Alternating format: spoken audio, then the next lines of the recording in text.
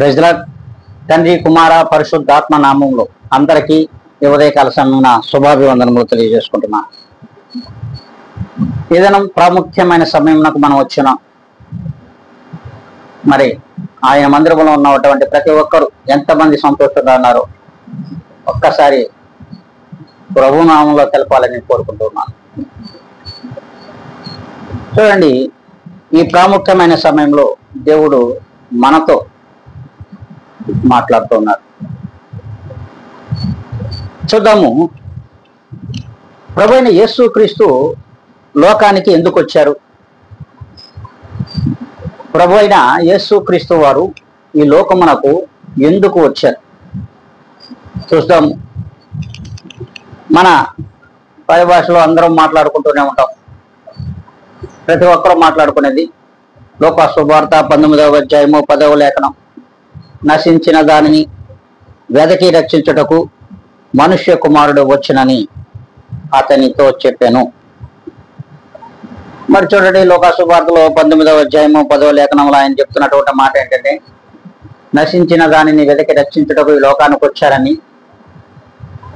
మరి జక్కయ్య గారితో చెప్పడం జరుగుతుంది.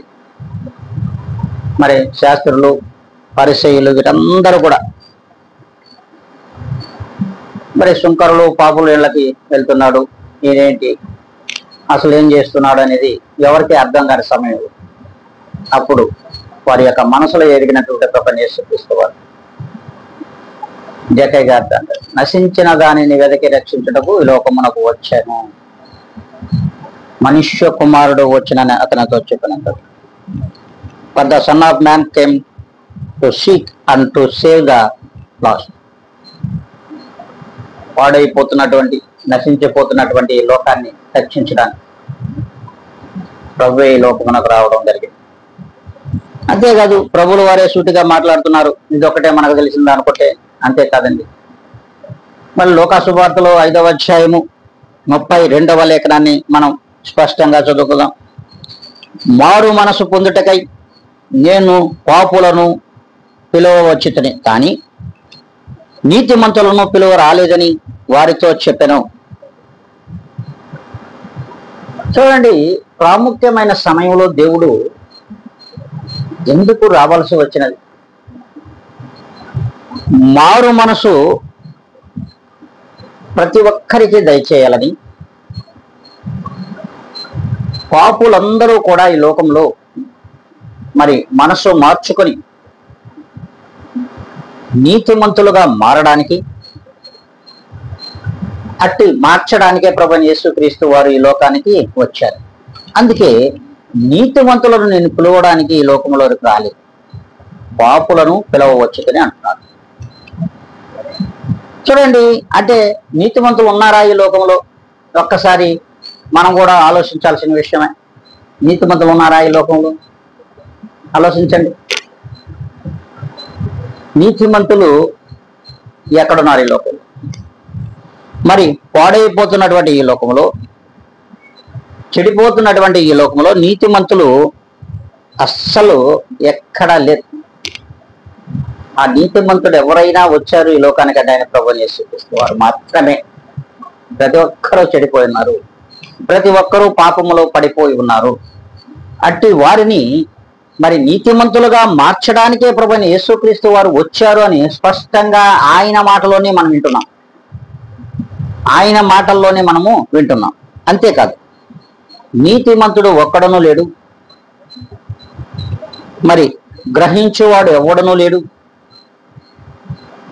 అంతేకాకుండా దేవునిని వెదకవారు కూడా ఈ లోకంలో ఎవ్వరూ లేరు. దేవుడు మనకు ఆత్మ ఉన్నాడని కానీ, ఆ దేవునిలో భయభక్తులు కలిగి ఉండాలనే ఆలోచన కానీ ఈ లోకంలో పాపులకు అస్సలు లేదు. అందుకే ఒక్కడను లేడు నీతిమంతుడని ప్రభువైన యేసుక్రీస్తు వారిని ఒక్క నుంచి చెప్పడం జరిగింది.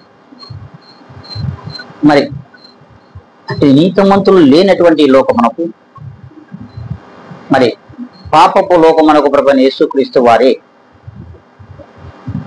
పాపులను పిలవడానికే వచ్చాడు, పాపులను మార్చడానికే వచ్చాడు, నీతిమంతులుగా మార్చుకోవడానికే ప్రభువైన యేసుక్రీస్తు వారి లోకానికి వచ్చారు. అందుకే ప్రతి వారు కూడా ఈ లోకంలో పాపము చేయుటకును మరి కీడు చేయుటకును త్వరపడుతున్నారు తప్ప నీతిమంతులుగా మారడానికి ఏం మాత్రము కూడా మనస్సు మార్చుకోలేకపోతున్నారు.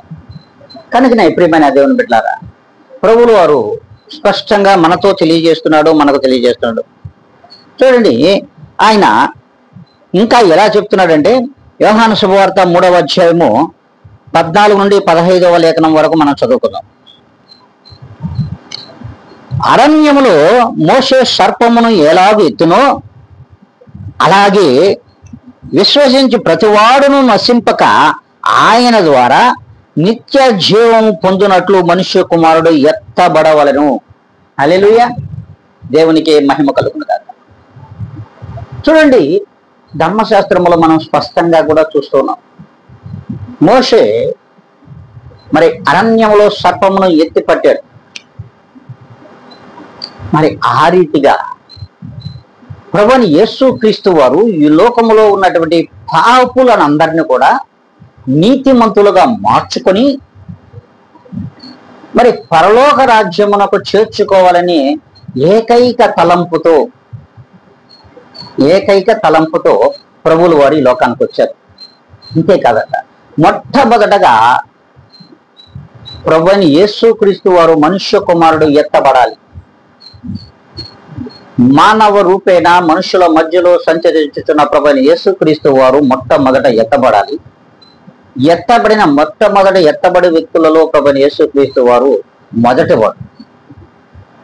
అందుకే ఆయన ద్వారా ఈ లోకంలో ఉన్న పాపులందరూ కూడా నీతిమంతులుగా మార్చబడిన ఎడలా వారందరూ కూడా ప్రభువుకు మాదిరిగా ఎత్తబడాలని ఒక ఏకైక తలంపు చేత ఆయన ఈ లోకంలోకి వచ్చి పాపుల మధ్యలో నివసించడం జరిగింది. అంతేకాదంటున్నాడు, మరి ఆయన ద్వారా అందరూ నిత్య జీవంలోకి ఎత్తబడాలి, పరలోకంలోకి ఎత్తబడాలి. ఇది సంకల్పం ఆయన. మరి మన యొక్క సంకల్పము ఏ రీతిగా ఉన్నది? ప్రభువైన యేసుక్రీస్తు వారిని వెంబడించే వారిలో మనం ఏమాత్రము కూడా కనిపించడం, మనల్ని మనం మార్చుకొని మనస్సు మార్చుకునే స్థితిలో ఏ విశ్వాసం కూడా లేడు. మార్చుకున్నామంటున్నామే కానీ మన క్రియలు ప్రవర్తనలు ఏ మాత్రము కూడా మారడము లేదు. అందుకే ప్రభువుల వారు ఒక సందర్భంలో అంటాడు, చూడండి, ప్రభువైన యేసుక్రీస్తు వారు పాపాన్ని ఈ లోకంలోనే నశింపచేసి ఈ లోకంలోని నీతిమంతులుగా మార్చుకొని వారిని పరలోక రాజ్యమునకు నిత్య జీవం వైపు నడిపించాలని ఒక తపన కలిగి ప్రభువైన యేసుక్రీస్తు వారు ఈ లోకానికి వచ్చారు. ఒక తపన కలిగి ఈ లోకానికి వచ్చారు. అంతేకాదంట అంటున్నాడు ఆయన, ప్రియమైన దేవుని బిడ్డలారా, మొట్టమొదటగా మనము లోక పాపం నుండి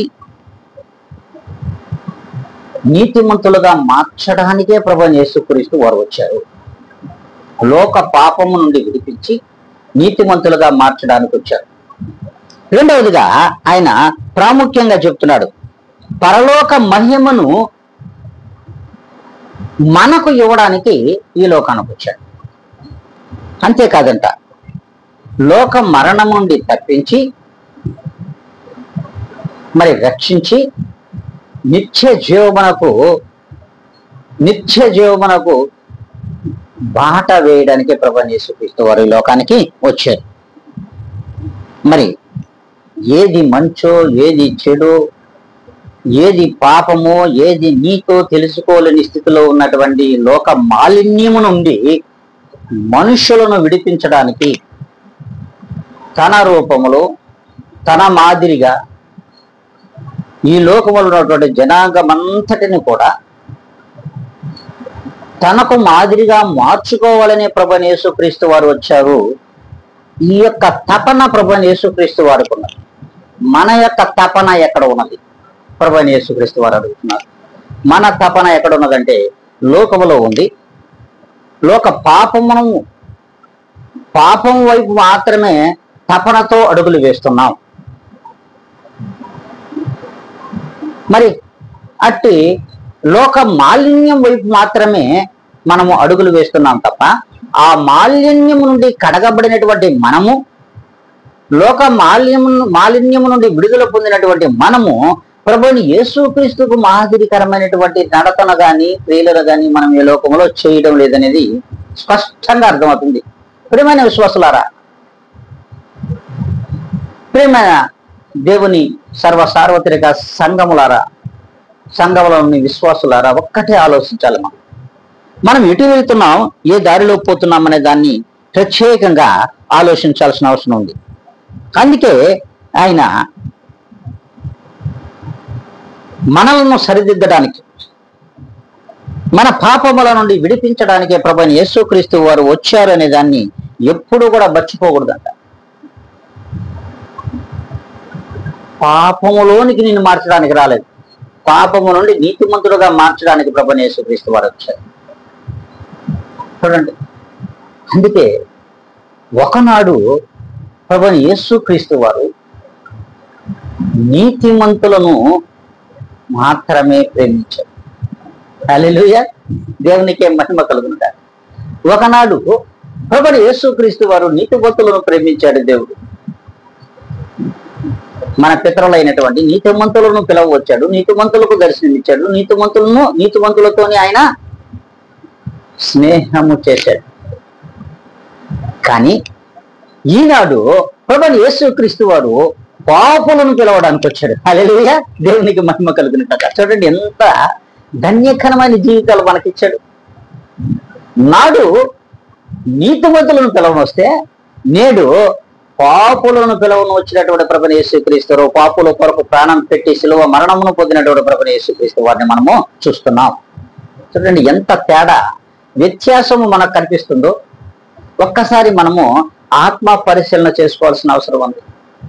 అట్టి ఆత్మ పరిశీలన చేసుకుంటున్నటువంటి మనము మరి ఒక్కసారైనా ప్రభువు వారు ఎందుకు వస్తే మనము ఈ లోకములో ఇంకా మనం పాపంలోనే ఉన్నాము, అసలు ఆయన ఎందుకు వచ్చారు, వచ్చిన ఆయన సంకల్పం ఏమిటి, ఆ సంకల్పమునకు మనము బద్ధులై ఉన్నామా? ఆ రక్తము చేత కడగబడినటువంటి ప్రభువైన యేసుక్రీస్తు యొక్క రక్తము చేత కడగబడినటువంటి మనమందరము కూడా ఆయనకు మాదిరికరమైన జీవితమునకు, ఆయన మాదిరికరమైన నీతికి, ఆయన మాదిరికరమైన యథార్థతకు ప్రతీకలుగా మనం ఉన్నామా లేదనేది ఆత్మ పరిశీలన చేసుకోవాల్సిన అవసరం ఎంతైనా ఉంది. మరి ఈ దినం దేవుడు మాట్లాడుతూ ఉన్నాడు. అందుకే చూడండి, స్పష్టంగా ఆయన తెలియజేస్తున్నటువంటి మాట. ఒకనాడు సీమోను పేతురు మరి సముద్రపు ఒడ్డున వలలో విప్పుకుంటుండగా ప్రభువైన యేసుక్రీస్తు వారు అక్కడికి వెళ్ళారు. మరి అయ్యా, నేను పాపాత్ముడను అని ఆయన ఎదుట సాగిలిపడి, నన్ను విడిచిపోయా, నేను పాపాత్ముడు అన్నాను, నన్ను విడిచి వెళ్ళిపో, నేను పాపాత్ముడు నాయనని ఆయన ఎదుట ప్రభువా అని సాగిలిపడ్డాడు. మరి సాగిలిపడినటువంటి ఆ పేతురుతో ప్రభువైన యేసుక్రీస్తు వారు ఏం మాట్లాడాడు తెలుసా?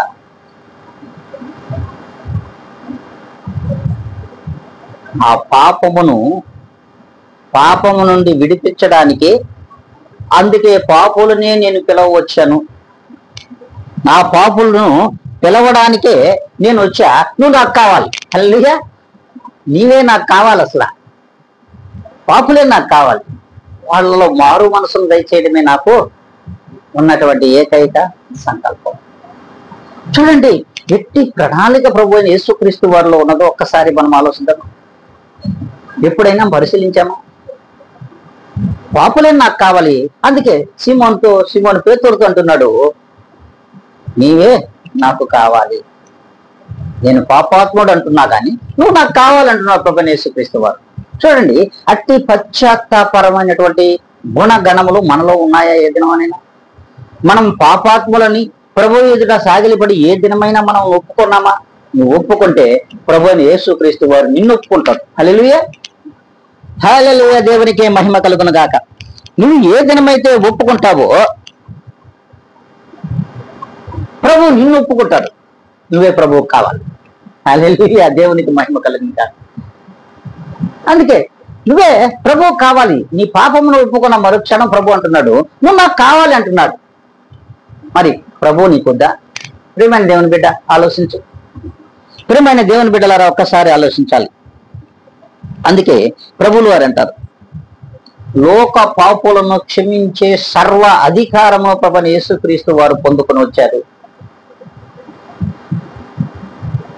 లోకములో పాపులందరినీ క్షమించగలిగిన అధికారము ప్రభువైన యేసుక్రీస్తు వారి దగ్గర ఉన్నది. ఆ అధికారముతోనే ప్రభువైన యేసుక్రీస్తు వారు ఈ లోకంలోనికి వచ్చారు.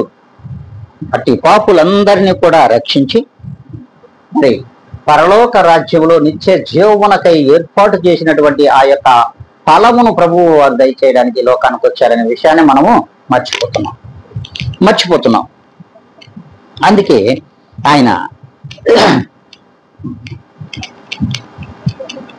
అందుకే ప్రభువులు వారు అంటున్నారు, ప్రియమైనటువంటి విశ్వాసులారా, ఈ విషయాన్ని మీరు ఎన్నడూ మర్చిపోవద్దు. మేము పాపులం అని మీరు ప్రార్థన చేయడం కాదు, నీ పాపమును ఒప్పుకొని ప్రభువును మెప్పును పొందుకోగలిగినట్లయితే ఖచ్చితంగా నీవు రక్షింపబడతావు అని దేవుని వాక్యము సెలవిస్తూ ఉంది. అంతేకాదంట ఆయన అంటాడు, చూడండి, ఒక్క మనిషి అవిధేయత పనులు చేయడం వలన, దేవునికి విధేయమైనటువంటి పనులు అవిధేయత కలిగినటువంటి పనులు చేయడం వలన సర్వలోకములని మనుషులందరూ కూడా పాపములో పడిపోయారు. కానీ చూడండి, ప్రభువులు వారు ఎంత ప్రేమ మన మీద లేకపోతే ఈ ఒక్క మనిషి ద్వారా సర్వలోకము పాపములో పడిపోయాయి. కానీ అట్టి సర్వలోక పాపమును విడిపించడానికి ఒకే ఒక మనిషి ఒక్కడు విధేయత చూపడం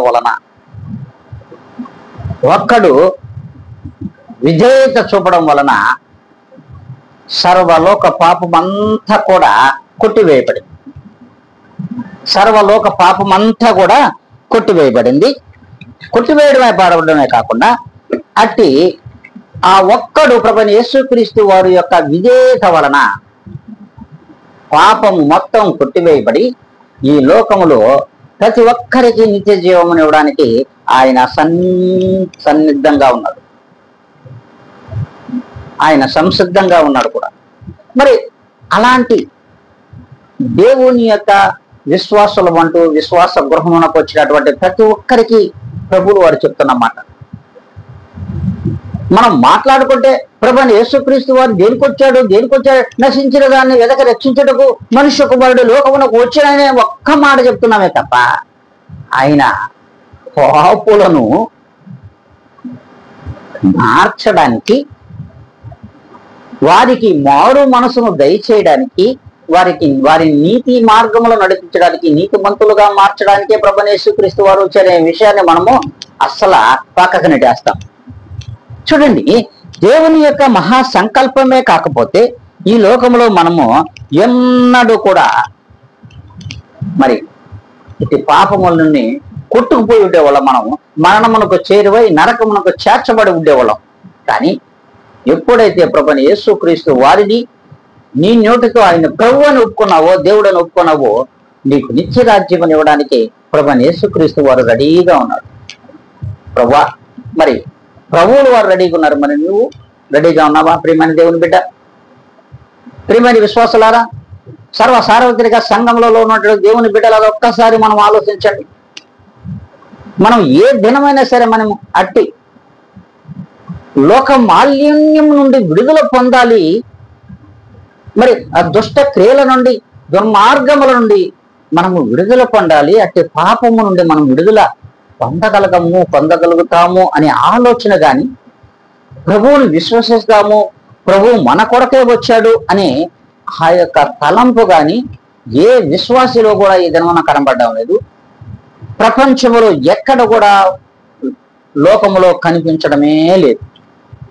అందుకే ప్రభువులు వారు మాట్లాడతారు, ప్రభు అయిన యేసుక్రీస్తు వారు ఈ లోకములో ఉన్నన్ని రోజులు వెలుగే, ఎక్కడా కూడా చీకటి కనిపించలేదు. ప్రతి ఒక్కరికి వెలుగునిచ్చాడు. స్పష్టంగా ప్రభువు వారు అనేక కార్యములను చేశాడు. అనేకమైనటువంటి సూచక క్రియలను ప్రభువు వారు చేశారు.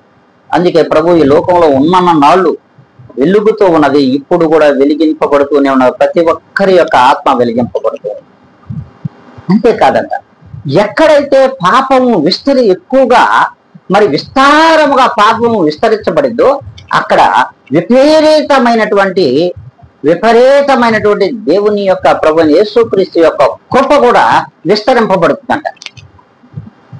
ప్రాముఖ్యంగా తెలుసుకోవాల్సినది, ఎక్కడైతే పాపము విస్తరించి ఉన్నదో అక్కడ దేవుని యొక్క కృప, ప్రభు యేసుక్రీస్తు వారి యొక్క కృప విపరీతంగా విస్తరింపబడుతుంది అంటున్నాడు ప్రభు యేసుక్రీస్తు వారు. అంతేకాదు, ఆయన ఈ లోకమునకు వచ్చింది తన ఇంటి వారిని రక్షించుకోవడానికి. సర్వలోక జనాంగమైనటువంటి ఇశ్రాయేలీల కుటుంబంలోని బిడ్డలైనటువంటి ప్రతి ఒక్కరిని నశించిన దానిని వెతికి రక్షించడానికి, నశించిపోతున్నటువంటి తన యొక్క ఇంటి వారి దగ్గరకు ప్రభు యేసుక్రీస్తు వారు వచ్చాడు. తన ఇంటి వారు, తన వంటి వారైనటువంటి ప్రభు యేసుక్రీస్తు వారి యొక్క సంకల్పంతో నిర్మాణం జరిగినటువంటి ఈ ప్రపంచంలోనికి, ఈ భూమి మీద ప్రభు యేసుక్రీస్తు వారు వచ్చారు. ఈ విషయాన్ని మనము అస్సలు జ్ఞాపకమే పెట్టుకో. అందుకే ప్రభువు వారు అంటారు, తన వంటి వారైనటువంటి గొర్రెల యొద్దకు ప్రభు యేసుక్రీస్తు వారు. తన ఇంటి వారు, ఆ గొర్రె పిల్లలు తన ఇంటి వారైనటువంటి గొర్రెలు నశించిపోతున్నాయనే సంకల్పము చేతనే ఆయన ప్రభు యేసుక్రీస్తు వారు గొర్రె పిల్లగా ఈ లోకానికి వచ్చాడు. హల్లెలూయా, హల్లెలూయా. నశించిపోతున్నటువంటి తన ఇంటి గొర్రెల యొద్దకు ప్రభు యేసుక్రీస్తు వారు ఒక గొర్రె పిల్లగానే మౌనముగా ఈ లోకమునకు వచ్చాడు. అట్టి ప్రభు యేసుక్రీస్తు వారిని మనము మర్చిపోతున్నాం. అందుకే ఆయన పశుపక్షాదుల రూపంలో రాలేదు. పశుపక్షాదుల రూపంలో రాలా. మరి ఇక విపరీతమైనటువంటి అనేకమైనటువంటి వింత తలలతోనూ, వింత పోకడలతోనూ, వింత యొక్క శరీరములతో ఆయన లోకానికి రాలేదు. నశించిపోతున్నటువంటి తన ఇంటి వారైనటువంటి గొర్రెల యొద్దకు ప్రభు యేసుక్రీస్తు వారు ఆ ఇంటి వారైనటువంటి లోక మాలిన్యంతో కుట్టుమిట్టాడుతూ నశించిపోతున్న తన వంటి గొర్రెల యొద్దకు గొర్రె పిల్లగానే ప్రభు యేసుక్రీస్తు వారు వచ్చారు. మరి వేరే రూపంలో వచ్చుంటే మనము అస్సలు ఆయన్ని చేర్చుకోం. ఆయనతో మనము అనేకమైనటువంటి సూచక క్రియలను కూడా ఈ లోకము జరిగించుకుని ఉండదు. ఇది ఖచ్చితం. అందుకే ప్రభు యేసుక్రీస్తు వారి ఈ దినం మనతో మాట్లాడుతున్నాడు. మరి ఏది పాపమో, ఏది మరి నీతో తెలియజేయడానికి ప్రభు యేసుక్రీస్తు వారు వచ్చారనేది, ఆయనే ఈ లోకంలోనికి రాకపోతే వీటిని అసలు మనము పాపాన్ని గురించి మనం తెలుసుకోలేం. ఏది నీతో అసలు మనకు అస్సలు తెలిసిండేది కాదు, అస్సలు తెలిసిండేది కాదని దేవుని వాక్యమే సెలవిస్తుంది. అందుకే ప్రభువుల వారు మనతో మాట్లాడుతున్నటువంటి మాట చూడండి. మన పని ఏమున్నది? ప్రభు యేసుక్రీస్తు వారు ఈ లోకాల్లో పాపాన్ని వెతికి రక్షించడానికి వచ్చాడు. పాపంలో పడిపోయిన ప్రతి మనుషుని కూడా రక్షించడానికి వస్తే మనం పాపాన్ని ఎదుర్కొంటూ వెళ్తున్నాం. మళ్ళీ మనం పాపాన్ని వెతికే పనిలో ఉన్నాము. అంతేకాకుండా మరి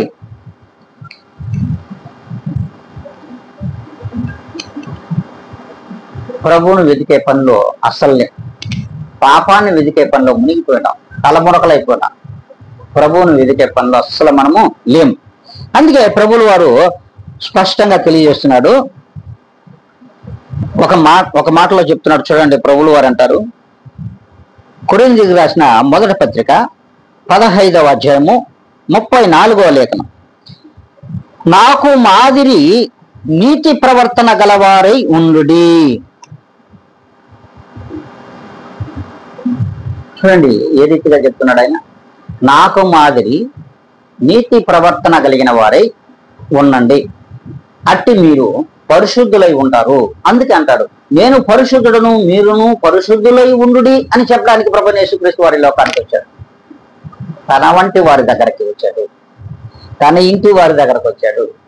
మరి విశ్వాస గృహంలో ఉన్నటువంటి ప్రతి ఒక్కరు ఈ వాక్యాన్ని ఒక్కసారైనా మనం ఆలోచిస్తూ ఉన్నామా? మరి తనకు మాదిరికరమైనటువంటి నీతి ప్రవర్తన కలిగి, నీతి ప్రవర్తనతో జీవించండి, నీతి ప్రవర్తనలోనికి మారండి, మీరు పరిశుద్ధులు కండి అంటున్నారు. అందుకే ప్రభు అంటున్నాడు,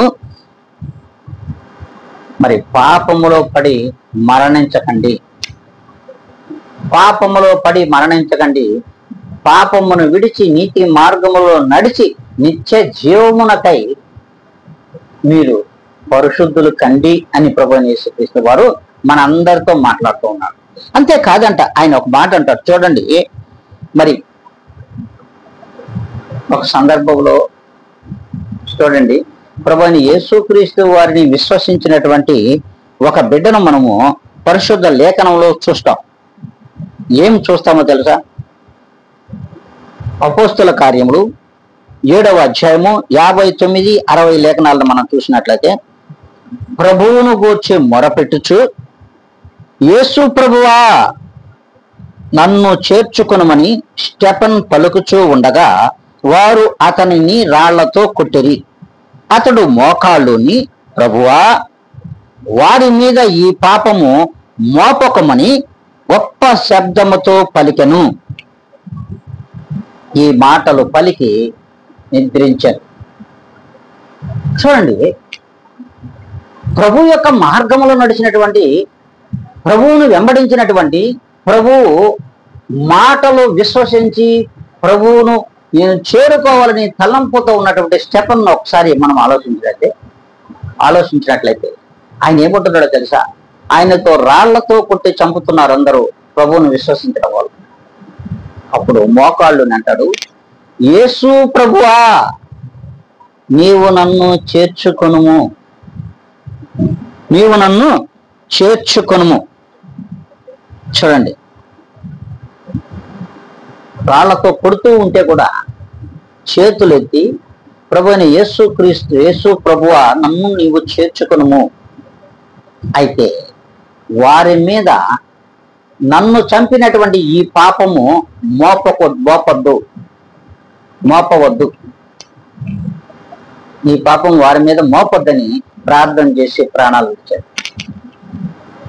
విడిచారు.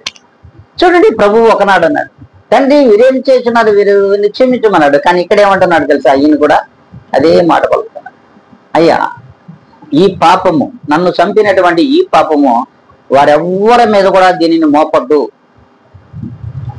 చూడండి, తన మీద మోపుకున్నాడు. అంతటి సంకల్పము ప్రాణాలు విడిచాడు. దీనికి ప్రత్యక్ష సాక్షి ఎవరో తెలుసా? నాటి సౌలు, నేటి పౌలు. హల్లెలూయా, హల్లెలూయా, దేవునికి మహిమ కలుగుగా. నాటి సౌలు, నేటి పౌలు.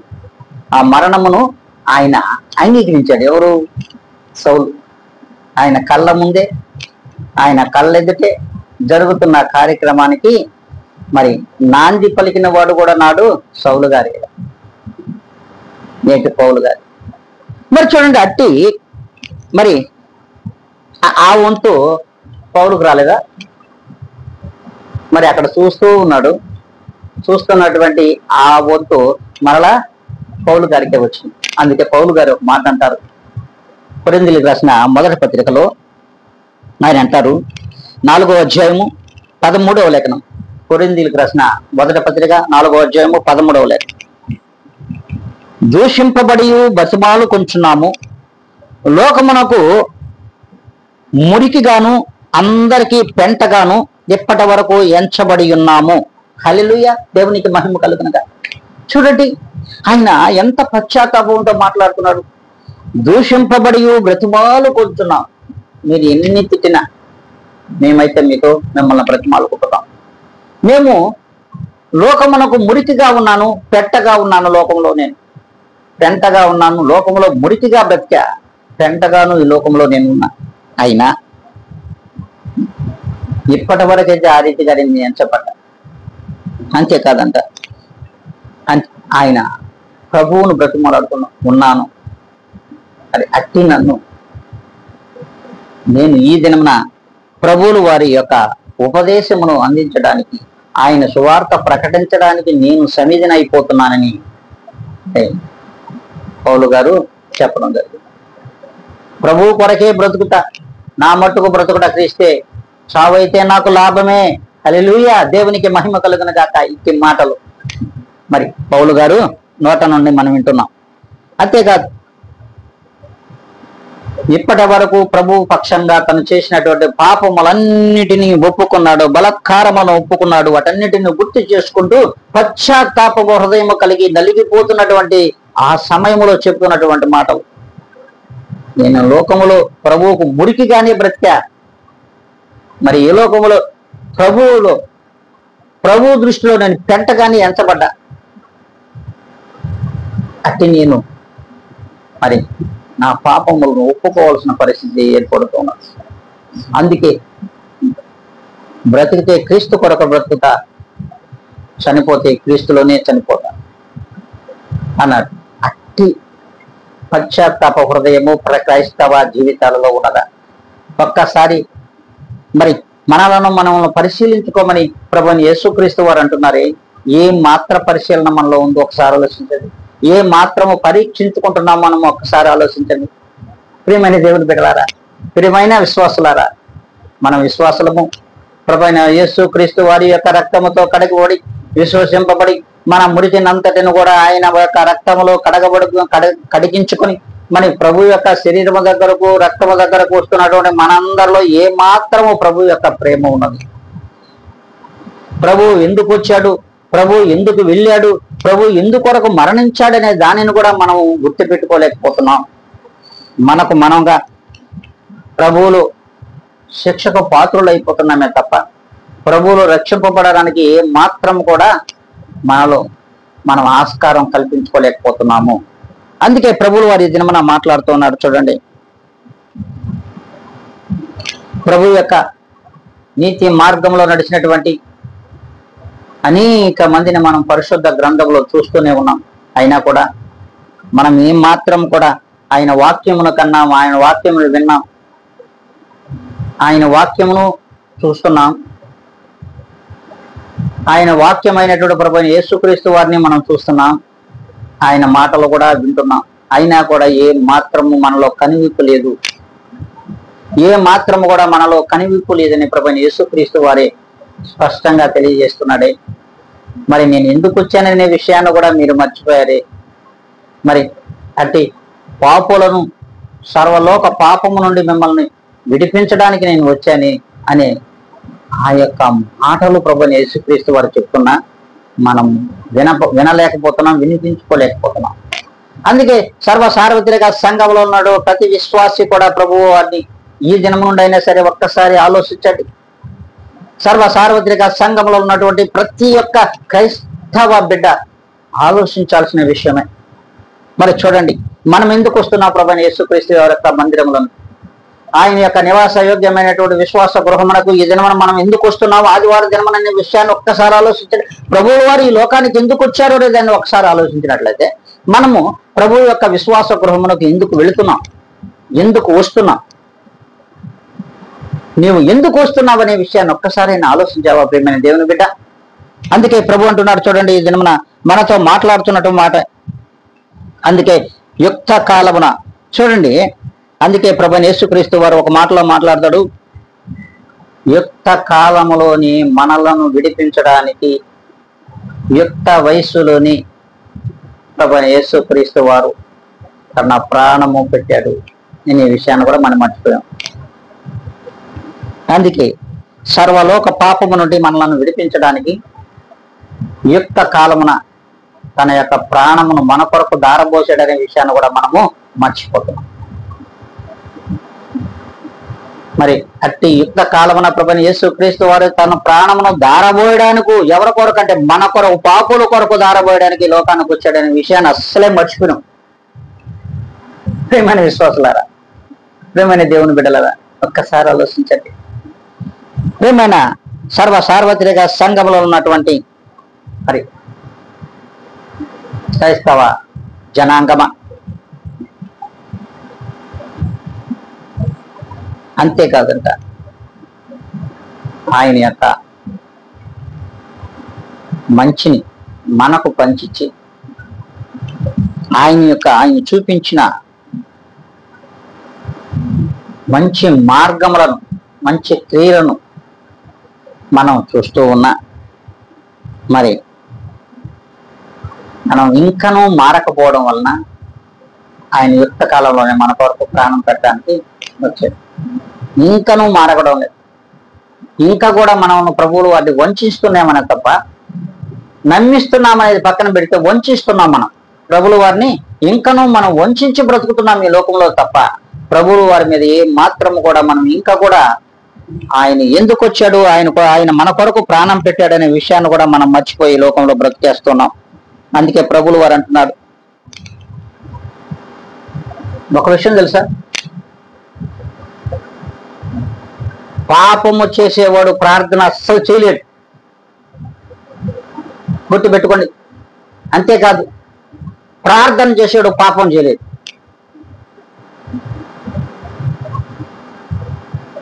అంటే మనం అనుకోవచ్చు, అందరం కూడా అనుకోవచ్చు, అబ్బా మేము చాలా ప్రార్థన చేస్తాం, చాలా సమయం ప్రార్థన చేస్తాం. అది పూర్ణ ఆత్మతో, పూర్ణ మనసుతో ప్రార్థన చేయడం లేదు. అలా నువ్వు చేస్తే నువ్వు ఎట్టి పరిస్థితి లోక పాపంలో మళ్ళీ జారిపోవు, లోక పాపాన్ని చేయు. అందుకే పాపం చేసేవాడు ఎవ్వడు కూడా పూర్ణ ఆత్మతో, పూర్ణ మనస్సుతో, పూర్ణ బలముతో ప్రార్థన చేయలేడు కూడా. ఉత్తుత్తి ప్రార్థనే. అట్టి ఉత్తుత్తి ప్రార్థనతో విశ్వాసులు ఈరోజు ఉత్తుత్తి విశ్వాసంతో గడిపేస్తున్నారు. హల్లెలూయా, హల్లెలూయా. ఉత్తుత్తి విశ్వాసమే. సంపూర్ణమైన విశ్వాసము, స్థిర విశ్వాసము కనిపించడం లేదు. అందుకే చెప్పింది, అందుకే స్పష్టంగా తెలియజేస్తాడు, ప్రార్థన చేసేవాడు ఎట్టి పరిస్థితుల్లో పాపం చేయలేరు, పాపం చేసేవాడు ప్రార్థన చేయలేరు. అందుకే చూడండి, దేవుడు స్పష్టంగా ఒక మాట మరి కొరింథీయులకు రాసినటువంటి పత్రిక, మొదటి పత్రిక 9వ అధ్యాయము 9వ లేఖనాన్ని ఒకసారి చదువుకున్నాం చివరగా. కళ్ళము తొక్కుచున్న యుద్ధ మూతికి చిక్కము పెట్టవద్దు, లోకములో స్పష్టంగా తెలియజేస్తాడు ఆయన. కళ్ళము తొక్కుచున్న ఎద్దు మూటికి చిక్కము పెట్టవద్దు అంటున్నాడు. అంటే అది కళ్ళము తొక్కుతూ ఉండగా, అంటే ఒకనాడు యంత్రాలు, వాహనాలు లేనప్పుడు ఎద్దుల చేత అన్నిటినీ, అంటే వరినైతేనేమి ప్రతి పైరును తొక్కించి అవి రాలిన తర్వాత వాటిని మరి దులుపుకొని పొట్లలో కూర్చుకునేవాళ్ళు. మరి ప్రభువులు వారు ఆనాడు చెప్పినటువంటి మాట, కళ్ళము త్రొక్కుచున్న ఎద్దు మూతికి చిక్కము పెట్టవద్దన్నాడు. అంటే అది తిని తృప్తి పొందుతూ తొక్కాలి. కానీ ఈనాడు లోకములో సంచరించుతున్న ప్రతి మానవుడు అంట, విశ్వాసి అంట, మొదట మూతికి చిక్కం పెట్టుకోమంటాడు. హల్లెలూయా, హల్లెలూయా. దేవునికి మహిమ కలుగును గాక. ప్రతి మానవుడు కూడా, ప్రతి విశ్వాసి కూడా లోకమనే పాపములో తిరుగాడుచుంటుండగా మొదట మన మూతికి చిక్కం చుట్టుకొని ఈ లోకంలో తిరగండి. లోకమనే ఈ కళ్ళములో తిరుగుతున్నటువంటి ప్రతి విశ్వాసి నీ మూతికి చిక్కం పెట్టుకో. అట్టి జీవితాన్ని ప్రభువు ఎదురమన మీకు శాసించారు. అట్టి జీవితాన్ని ప్రభువులు వారు మీకు తెలియజేస్తున్నారు. మరి ఆ రీతిగా మనమున్నామా లేదా ఒక్కసారి ఆత్మపరిశీలన చేసుకోవాల్సిన అవసరం కూడా ఉంది. అందుకే ఎప్పుడైతే ప్రభువైన యేసు క్రీస్తుతో నువ్వు నడుస్తావో మరి లోకములో తిరుగాడుచున్నటువంటి నీ మూతికి చిక్కము ఖచ్చితంగా నువ్వు పెట్టుకుంటావు. అట్టి క్రీస్తులో నువ్వు నివసించుతున్నావు, క్రీస్తును వెంబడించగలిగితే ఆ పిలుపుకు ప్రభువైన యేసు క్రీస్తు ఎందుకు పిలవను వచ్చాడో, ఎందుకు ఈ లోకానికి వచ్చాడో నువ్వు గ్రహించగలిగినట్లయితే ప్రభువుని యేసుక్రీస్తుకు మాదిరిగాని ఈ లోకంలో ఆయన క్రియలతోనే బ్రతుకుతావు. అప్పుడు నీ మూతికి కూడా, నీ నోటికి చెక్కము, నీ మూతికి చెక్కం పెట్టుకుంటావు. చెక్కం పెట్టుకొని ఈ లోక మాలిన్యం అంటకుండా ఈ లోకంలో జీవిస్తావు. అలా జీవించగలిగినట్లయితే ఖచ్చితంగా ప్రభువును వెంబడించినట్లే, ప్రభు ఎందుకు ఈ లోకానికి వచ్చాడు అనే విషయాన్ని నువ్వు గ్రహించినట్లే, అట్టి ప్రభు ఈ లోకానికి వచ్చినటువంటి ఆ యొక్క మార్గంలో ఆ పిలుపుని అందుకుని నువ్వు కూడా ప్రభువులు మాదిరిగా జీవించగలిగినట్లయితే జీవించగలవు. ఇట్టి కృపలో ప్రభు అయిన యేసుక్రీస్తు వారు ఎందుకు ఈ లోకమునకు వచ్చారు అనే విషయాన్ని సంపూర్ణముగా నువ్వు గ్రహించి సంపూర్ణ విశ్వాసముతో ప్రభు అయిన యేసుక్రీస్తును నువ్వు వెంబడించుదువుగాక. ఆమెన్. హల్లెలూయా, హల్లెలూయా. దేవునికి మహిమ కలుగును గాక.